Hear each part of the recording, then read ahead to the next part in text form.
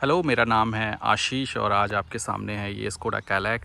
मैं बताऊंगा थोड़ा इसके बारे में। ऑल्दो इसको लिए हुए मुझे 1 महीना हो चुका है, तो ये वीडियो उनके बड़े काम का है जो इस सेगमेंट की गाड़ी देख रहे हैं या स्कोडा कैलाक को कंसीडर कर रहे हैं।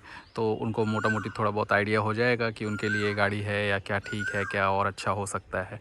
तो अगर देखने की बात करें तो जिस सेगमेंट की ये गाड़ी है, सब 4 मीटर की, तो देखने में तो ये अच्छी लगती है। गुड प्रोपोर्शनेट गाड़ी है।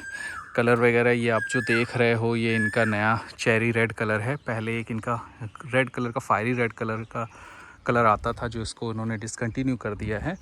ऑल्दो वो भी बहुत ही अच्छा लगता था, बहुत ही सुंदर लगता था। पोलो में वो बहुत कलर आपने देखा होगा, तो वो कलर भी अच्छा था, थोड़ा ब्राइट था। और ये थोड़ा सा सेटल साइड पे है, ये भी कलर अच्छा लगता है। और कलर अच्छे बस की बात नहीं है, कलर की क्वालिटी की भी अगर आप बात करूँ तो मैं आपको दिखाना चाहूँगा। तो कभी भी आप दूसरी भी गाड़ियाँ जब देखने जाते हो ना, तो आप कलर की जो क्वालिटी है ना, ये अलग से दिख जाती है, थोड़ी सी सुपीरियर है। ये एकदम आपको इंस्टेंटली पता चल जाती है कि कलर की जो इसमें क्वालिटी दी गई है ओवरऑल वो बहुत अच्छा है। कोई भी कलर आप इसका ले लो तो कलर की क्वालिटी वगैरह तो इसमें अलग से दिखती है कि थोड़ा सा एक्स्ट्रा दूसरी गाड़ियों से थोड़ा सा सुपीरियर है। बाकी लुक की बात करें तो लुक वाइज भी आप अगर देखोगे तो लुक में भी ये काफ़ी अच्छी लगती है। कहीं से कोई इशू है नहीं। जिस सेगमेंट की ये गाड़ी है, ये उस सेगमेंट में one of the best looking car है, तो ऐसा कोई इशू है नहीं। और लुक वाइज भी आपको देखने में चारों तरफ से अच्छी ही लगती है, तो वहाँ पे कहीं पे कोई इशू है नहीं। थोड़ा बहुत अगर इसमें मैं फ़ीचर्स की बात करूँ तो क्या क्या ये देती है, ये मैं आपको बता दूँ, ये पर्टिकुलरली सिग्नेचर ऑटोमेटिक है। तो फ़िलहाल इनके अब 6 वेरिएंट आते हैं। Classic, classic plus, signature, signature plus, Prestige and Prestige plus. तो बेसिकली हर वेरिएंट का एक प्लस वेरिएंट आ गया है। ये जो मेरा पर्टिकुलर वेरिएंट है ये सिग्नेचर ऑटोमेटिक है। तो इसमें क्या क्या मिलता है मैं उसके बारे में आपको बता देता हूँ। ये एलईडी DRLs हैं, यही आपका टर्न इंडिकेटर का काम करते हैं। नीचे एलईडी दिया हुआ है, बट प्रोजेक्टर है। टॉप मॉडल पे जाओगे तो वो सॉरी हैलोजन है, टॉप मॉडल पे जाओगे तो एलईडी प्रोजेक्टर मिल जाएगा। तो ये इसमें कुछ ऐसा दिया हुआ है। ग्रिल है, सुंदर सी लगती है, कोई और यहाँ पे इशू है नहीं। 16 इंच के टायर स्टैंडर्ड हैं। आप किसी भी वेरिएंट को ले लो, सब में 16 इंच आते हैं। टॉप वेरिएंट में 17 इंच आते हैं। टॉप को छोड़ के बाकी सब बेस से लेके सारे वेरिएंट तक इनके 16 इंच आते हैं। ये एलॉय व्हील हैं, काफ़ी अच्छे लगते हैं, सुंदर लगता है। कोई रिक्वेस्ट सेंसर वगैरह है नहीं। वाइपर दिया हुआ है, वाइपर की क्वालिटी थोड़ी सी इंप्रूव हो सकती थी, बट ये ऑटोमेटिक वाइपर है, रेन सेंसिंग वाइपर है, राइट। तो ये एक अच्छी चीज़ है। पीछे से अगर मैं बात करूं तो पीछे रियर वाइपर डिफॉगर दिया गया। अगेन रियर वाइपर डिफॉगर, बहुत ज़्यादा लोग इसको तवज्जो देते नहीं हैं इस फीचर को, बट ये बहुत ज़रूरी फ़ीचर है और मैं तो इसको सेफ्टी फ़ीचर में ही काउंट करूँगा। बाकी यहाँ पे आप देख सकते हो 2 ही पार्किंग सेंसर है, 4 नहीं है। बूट स्पेस की बात कर ली जाए तो बूट स्पेस तो बहुत ही अच्छा है, बहुत ही मतलब अपने सेगमेंट में मैं कहता हूँ वन ऑफ द बेस्ट है।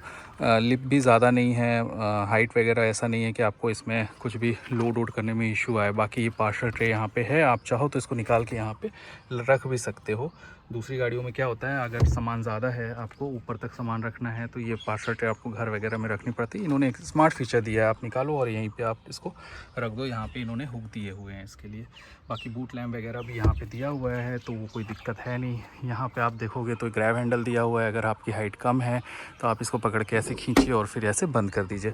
यहाँ पे आप कैमरा देख सकते हो। ऑल्दो इस वेरिएंट में कैमरा आता नहीं है, ये कंपनी से ही लगा जेन्युइन एसेसरीज़ कैमरा है।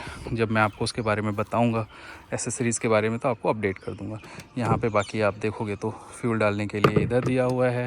रिक्वेस्ट सेंसर वगैरह इस गाड़ी में आता नहीं है, आपको डायरेक्टली ही इसको अनलॉक करना पड़ेगा। बाकी अब आज चलते हैं अंदर और अंदर से थोड़ी सी आपको बता दूं। अंदर से ही ज़्यादा चीज़ें हैं बताने लायक इसमें।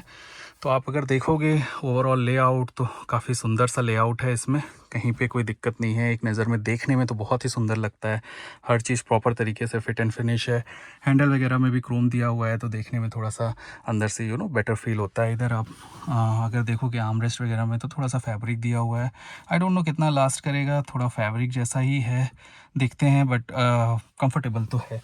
इधर हैंड रेस्ट भी दिया हुआ है, तो आप इसको स्लाइड भी कर सकते हो। ठीक ठाक डीप है, तो कोई यहाँ पे इशू है नहीं, सामान वगैरह ठीक ठाक आता है। ग्लव बॉक्स की अगर बात करो तो काफ़ी डिसेंट साइज़ का है और कूल भी है। तो कुछ अगर खाने वाने का कभी रखे हो तो अगर थोड़ा ठंडा करना है तो आप कूल भी कर सकते हो, वो एक अच्छी चीज़ है।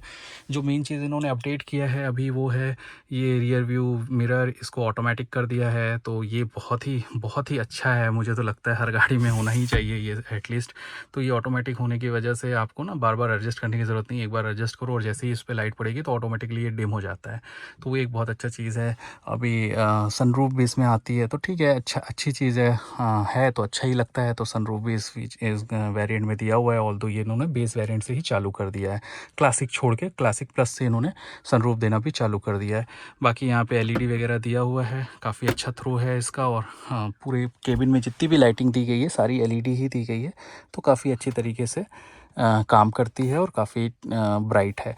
सारे हैंडल वगैरह प्रॉपर तरीके से दिए गए हैं। बाकी अगर सेफ्टी की बात करी जाए तो 6 एयर बैग, EBD, ABS ये सब तो हर गाड़ी में आजकल स्टैंडर्ड ही हो गया है, तो उसमें वहाँ पे कहीं पे कोई प्रॉब्लम है नहीं। स्कोडा की गाड़ी है, सबको पता ही है, सेफ्टी के मामले में कोई ऐसा इसमें इशू है नहीं।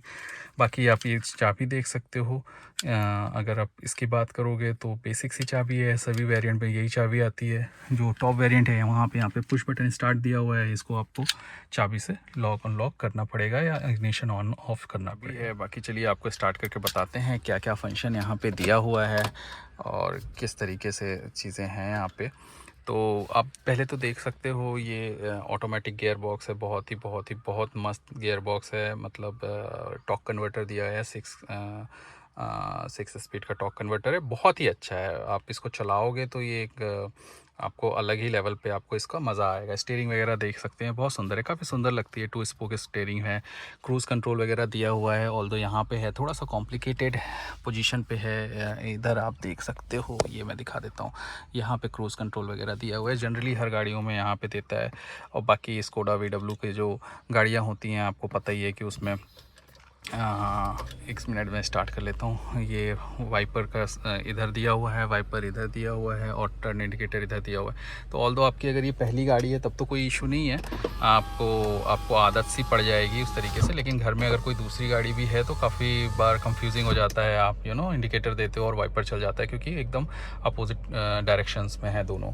तो वो सब चीज़ें हैं। इंस्ट्रूमेंट क्लस्टर ठीक है, यहाँ पे एक ये बटन दिया हुआ है, आप देख सकते हो। इस बटन का कोई भी काम नहीं है, पता नहीं है यहाँ पे क्यों दिया हुआ है। बटन अनसाइंड ऐसा करके लिख के आता है। तो ये बटन यहाँ पे ना ये क्रूज़ डाल सकते थे, ये फालतू में वहाँ पे करके उसको कॉम्प्लिकेटेड किया है और उसका फंक्शन भी थोड़ा सा कॉम्प्लिकेटेड है, तो यूज़ करने में भी थोड़ा सा कॉम्प्लिकेटेड है। बाकी आपको अगर कुछ जानकारी चाहिए इंस्ट्रूमेंट क्लस्टर की, वो यहाँ से होती है। यहाँ पे एक व्हीकल स्टेटस है और एक ड्राइविंग डेटा है। तो व्हीकल स्टेटस में आप अगर इसको पुश करोगे तो देखोगे नो एंट्री करके आता है। यहाँ पे कुछ भी नहीं है व्हीकल स्टेटस में, कोई भी कुछ भी है नहीं, बस ये दिया हुआ है, पता नहीं किस चीज़ के लिए है, मुझे भी आइडिया है नहीं। दूसरी जो इसमें काम की चीज़ है वो है ड्राइविंग डेटा, जिसमें आपको सारी इन्फॉर्मेशन मिलती है। तो ड्राइविंग डेटा आप लगाओगे और इसको स्क्रॉल करते जाओगे तो सारी इन्फॉर्मेशन आती रहती हैं। 5-6 चीज़ें ही हैं, average speed, distance cover, driving time, range, average consumption, ये कंजप्शन लिखा हुआ है जब आप गाड़ी चला रहे हो तो इंस्टेंटली उस टाइम पे क्या दे रहा है उसके बारे में, और बाकी स्पीडोमीटर है। तो यही सब चीज़ें हैं, बस एक ही चीज़ इसमें ड्राइविंग डेटा पे मिलती है। दूसरी मैं एक चीज़ बताने चाहता हूँ, इसमें एक चीज़ का इशू है, ये जो ट्रिप आप मीटर देख रहे हो जनरली हर गाड़ियों में ना 2 या 3 होते हैं, इसमें एक ही है। तो आप अगर इसको रीसेट कर दोगे तो ये 0 हो जाएगा, और कोई A और B नहीं है, सिर्फ एक ही है। तो मैं अगर इसको दबाऊँगा तो 0 हो जाएगा। मेरे को कैलकुलेशन चल रही है इसलिए मैं दबा नहीं रहा हूँ। तो ये जनरली हर गाड़ियों में 2 होती है और इसमें भी 2 होनी चाहिए ना। तो आपको पता रहता है 2 तरीके से आदमी कैलकुलेट करता रहता है, एक ओवरऑल और एक इंस्टेंट। तो बट इसमें एक ही ट्रिप मीटर दिया हुआ है, तो वो एक चीज़ है। एक और बड़ी अजीब सी चीज़ है, गाड़ी में कोई भी लॉक का डोर का अलग से कुछ भी नहीं दिया हुआ है। तो आप चलते रहोगे ये लॉक हो जाएगी, इसी को चलाओ, इसी को ओपन करोगे ये ओपन हो जाएगी, लाइक दैट। एक होता है ना कि एक लॉक अनलॉक का एक अलग से बटन होता है, तो ऐसा कुछ भी नहीं है। सेंट्रल लॉकिंग है, यहीं से यहाँ से ये लॉक होता है, लॉक करोगे चारों बटन ऑटोमेटिकली लॉक हो जाएंगे। इंडिविजुअली किसी के पास कोई फंक्शन नहीं है कि उसको लॉक या अनलॉक कर सके, वहाँ पे कोई भी बटन दिया नहीं है। तो लॉक करने के बाद ही एक बार ऐसे दबाओगे तो नहीं खुलता है, 2 बार ऐसे पुश करोगे तब ये जाके खुलता है। तो यहाँ होना चाहिए था, मतलब हम सबकी आदत है ना उस तरीके से कि एक लॉक बटन होती है, तो वो यहाँ पे नहीं है। मैं आपको अपडेट कर दे रहा हूँ। बाकी आप यहाँ पे देखोगे सारे बटन जो हैं, ड्राइवर साइड वाला ऑटो डाउन, ऑटो अप है, बाकी सब यहाँ पे दिया हुआ है बटन चारों विंडो के। ये ORVM जो है इलेक्ट्रिकली एडजस्टेबल हो जाता है, बट ये बंद नहीं होता, रिट्रैक्ट नहीं होता है। तो आप यहाँ से एडजस्ट तो कर सकते हो, बट फोल्ड करने के लिए आपको हाथ से ही करना पड़ेगा। तो वो एक चीज़ है। और ये बहुत अच्छी चीज़ है कि इल्यूमिनेटेड है। आप जब रात को लाइट जलाओगे तो इस चारों बटनों में लाइट जल जाएगी। सिर्फ इसमें ही नहीं, यहाँ पे और पीछे वालों उस पर भी लाइट जल जाएगी। यहाँ पे कोई चार्जिंग पोर्ट दिया नहीं है। इसके ऊपर वाले वेरिएंट्स में यहाँ पे 2 C टाइप देते हैं, यहाँ पे कोई है नहीं। तो फ़ोन ऑन चार्ज करना है तो आपको ये 12 वोल्ट वाला सॉकेट ही यूज़ करना पड़ेगा। तो वो एक यहाँ पे पोर्ट देने में आई डोंट नो कितना ही क्या लगता है, दे सकते थे पोर्ट, इन्होंने दिया नहीं है। ठीक है, कोई बात नहीं, यहाँ पे आपको लगाना पड़ेगा। बाकी गाड़ी चलाने वालाने में तो कोई इशू है नहीं, जितनी मैंने चलाई है अभी तक कहीं कोई इशू आ नहीं रहा है। साउंड सिस्टम की बात करें तो इनबिल्ट स्पीकर ट्विटर वगैरह दिए हुए हैं, साउंड काफ़ी डिसेंट सा है, कोई इशू नहीं है। वहाँ पे भी एसी के बारे में लोग बहुत कुछ इंक्वायरी करते हैं, या सब जगह हमने सुना है कि थोड़ा कमज़ोर है। तो ऐसा है सीन कि थोड़ा टाइम लेता है। कमज़ोर आप कह लो तो है नहीं, तो फिर होता है ऐसा है कि कोई डिस्कम्फर्ट नहीं होता है आपको, लेकिन थोड़ा टाइम लेता है। जैसे दूसरी गाड़ियों में क्या होता है ना कि आपने गाड़ी में बैठे, गाड़ी को ऑन किए और गाड़ी तुरंत इंस्टेंटली ठंडी होने लगती है। इसमें थोड़ा टाइम लगता है, 1 मिनट 2 मिनट लेता है। तो आप अगर लॉन्ग रन पे हो या लॉन्ग डिस्टेंस पे हो तब तो आपको पता भी नहीं चलेगा, क्योंकि ऑलरेडी गाड़ी ठंडी होती रहती है। लेकिन छोटी छोटी जगह पे जाते हो तो पता चला 1-2 किलोमीटर का रास्ता है, गाड़ी में बैठे, गाड़ी गर्म है, तो वो उतनी जल्दी ठंडी हो नहीं पाती। गाड़ी के एसी में इशू नहीं है, थोड़ा चिल करने में थोड़ा सा टाइम लेता है, तो वो एक चीज़ है। बाकी ये इंफोटेनमेंट यूनिट आप देख सकते हो, ये मैंने आफ्टर मतलब जेन्युइन एसेसरीज़ है, स्कोडा से ही लगवाई है। बट ये यहाँ पे लग के नहीं आता था, छोटा वाला आता था जिसमें बैक कैमरा था नहीं, मुझे बैक कैमरे की ज़रूरत थी, इसलिए मैंने ये वाला चेंज करवाया है। और बहुत ही अच्छा है, कभी भी अभी तो लैग वैग कुछ किया नहीं। वायरलेस एंड्रॉयड ऑटो है, वो भी आपका सर्टिफाइड वाला है, तो वहाँ कोई इशू है नहीं। ऑन करो तो स्कोडा का लोगो भी आता है। इंस्ट्रूमेंट क्लस्टर मैंने आपको बता ही दिया। बटन के फंक्शन इधर आप देखोगे ये सारे इंफोटेनमेंट से रिलेटेड है, गाने की आवाज़ तेज़ आगे पीछे करने के लिए।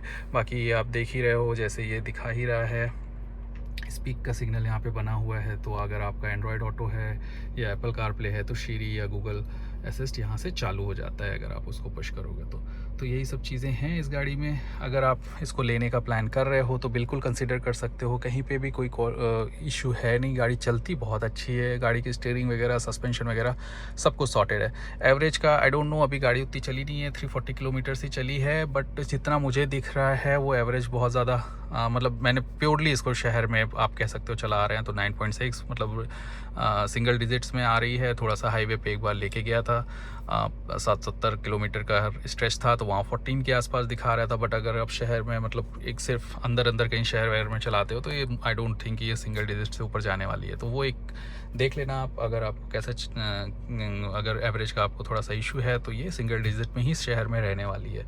तो वही सब चीज़ें हैं। दूसरी पीछे के स्पेस के बारे में भी थोड़ा सा बात कर लेते हैं। पीछे के स्पेस के बारे में भी थोड़ा सा बात कर लेते हैं। तो आप देख सकते हो मेरी हाइट जो है 5'11" हूँ, मेरे हिसाब से सीट एडजस्ट है, फिर भी अच्छा खासा लेग रूम मिल रहा है। लॉन्ग डिस्टेंस पे भी आपको इशू यहाँ से कहीं पे आएगा नहीं, बड़े आराम से आप बैठ सकते हो। यहाँ पे भी आपका एसी वेंट दिया हुआ है, बहुत ज़रूरी है, बिकॉज आगे का एसी ही इतना बहुत इफ़ेक्टिव उस तरीके से नहीं है, थोड़ा टाइम लगता है। तो यहाँ पे होने की वजह से लोगों को कंफर्टेबल लगता है। और 2 C टाइप यहाँ पे तो इन्होंने चार्जिंग पोर्ट दिया हुआ है, तो ये एक अच्छी चीज़ है कि पीछे वालों के लिए 2 C टाइप चार्जिंग पोर्ट है। ठीक है यार, आजकल सब में C टाइप ही आता है, तो वहाँ कोई इशू आपको होगा नहीं। तो वो एक चीज़ है एमिनिटीज़ के नाम पे। और यहाँ पे ऐसे बहुत ज़्यादा कुछ है नहीं। 2 लाइट यहाँ पे रीडिंग लैंप्स वगैरह दिया हुआ है, ग्रैब हैंडल वगैरह इधर भी उधर भी दिया हुआ है, तो ऐसा कुछ इशू है नहीं। और बाकी आप अगर बात करो यहाँ पे स्पेस का, तो 2 आदमी तो बड़े कंफर्टेबली ही बैठ सकते हैं, तीसरा बच्चा भी बैठ सकता है, एडल्ट भी बैठ सकता है। बट बहुत लॉन्ग डिस्टेंस के लिए मुझे लग रहा है थोड़ा सा डिस्कम्फर्ट हो जाएगा, बिकॉज उतनी गाड़ी उतनी ब्रॉड नहीं है ना। अगर आप देखो तो दूसरी गाड़ियाँ क्या होती थोड़ी सी ब्रॉड रहती, ये गाड़ी उतनी ब्रॉड नहीं है। यहाँ पे अगर कोई बैठा है और यहाँ पे अच्छी बिल्ड वाले लोग बैठे हैं तो बहुत पास लगता है कि पास बैठे हैं, तो गाड़ी उतनी ब्रॉड नहीं है, इस वजह से थोड़ा अंदर से कॉम्पैक्ट लगती है। एक बहुत अच्छी चीज़ है कि तीनों हेडरेस्ट दिए हुए हैं, और ये बेस वेरिएंट से ही दिया हुआ है। बहुत सी गाड़ियों के टॉप वेरिएंट में भी ये एडजस्टेबल नहीं आता है और बीच में तो आता ही नहीं है।